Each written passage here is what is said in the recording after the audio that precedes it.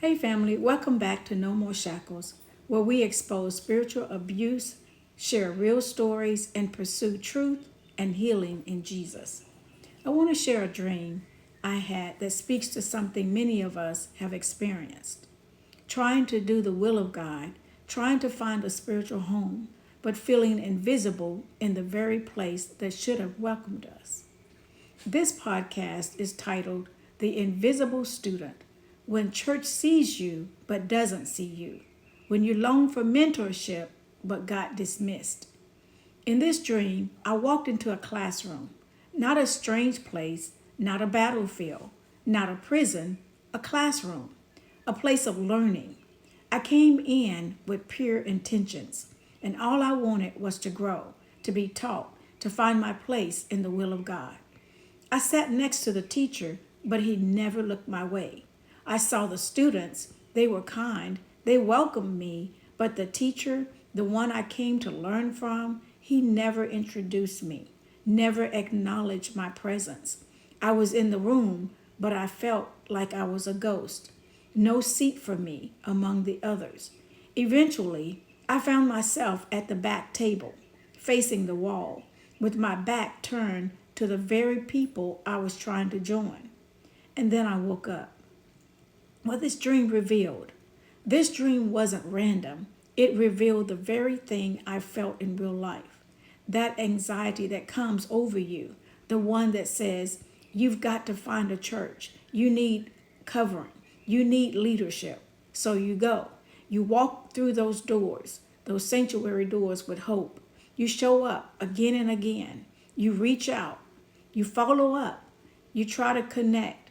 But the pattern starts to show itself. They say they're your pastor, but they don't pursue you. You're the one who has to initiate. They give you their number, but you're the one who has to chase. They don't ask about your soul. They just assume you'll find your place. And the truth is, they see you, but they don't see you. Biblical truth. God sees the rejected. This dream wasn't just about church hurt. It's about a deep cry, the desire to be taught, shepherded, and mentored. God sees that cry. Let me read this to you. Psalms 31:7 says, You have seen my affliction. You have known the distress of my soul. Isaiah 30:20-21 says, Though the Lord gives you the bread of adversity and the water of affliction, your teacher will not hide himself anymore. Your ears will hear a word behind you saying, This is the way, walk ye in it. The truth about some leaders today is, let's be honest, some people in leadership were never trained to shepherd. They want influence, but not intimacy. They want position, but not proximity. They are more comfortable behind a mic than beside a person. That's why some of us keep showing up to classrooms where we are treated like intruders instead of sons and daughters. Ezekiel 34:2 says, Woe to the shepherds who take care of themselves. You are not alone if you have felt this way. If you have walked into churches where you were never greeted, the leaders looked past you, you longed for mentorship but got dismissed, hear me. You're not crazy. You're not being too sensitive. You're experiencing spiritual neglect. And it hurts most when it happens in the name of spiritual authority. But here's the good news. God is not like men. God is not like these silent teachers. He doesn't put his children in the back corner facing the wall. Psalms 147:3 says, He heals the brokenhearted and binds up their wounds. God says, You are not invisible to me. I will raise up teachers who see you. I will feed you myself, and I will restore what the classroom of man refused to give you.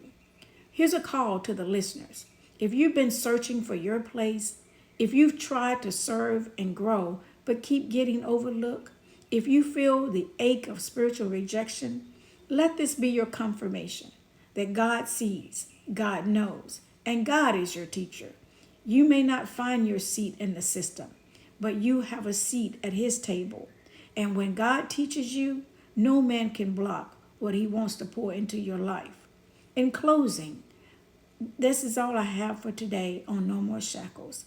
If this resonated with you, share this episode with someone who's been silently suffering in church spaces that don't see them.